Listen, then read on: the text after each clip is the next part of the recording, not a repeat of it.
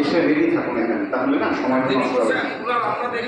কল্পতরু দাদা, বাবা শুনে কার কথা,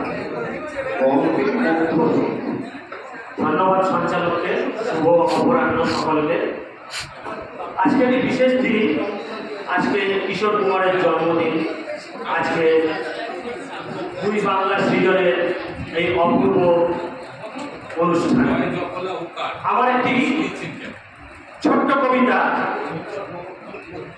একটি প্রতিবাদী কবিতা, আমার স্বরচিত লেখা, সুজিত সাধুখার লেখা, পায়ের তলার সর্ষে।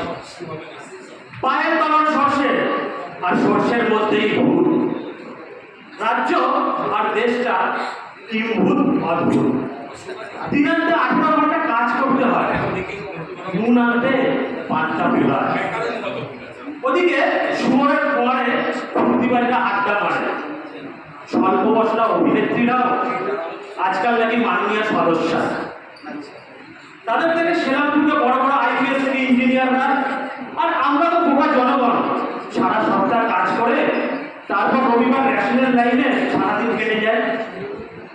তারপর ভোট এলে ওই 2 টাকার চাল কিংবা ফ্রিজের কিছু পাওয়ার বিনিময়ে ভোট থেকেও বিক্রি করে দেয়। এটাই আমাদের ভূত, এটাই আমাদের ভবিষ্যৎ। আমরা পড়ে আছি ভূতের ভবিষ্যৎ। পায়ের তলার সর্ষে আর সর্ষের মধ্যেই ভূত। ধন্যবাদ।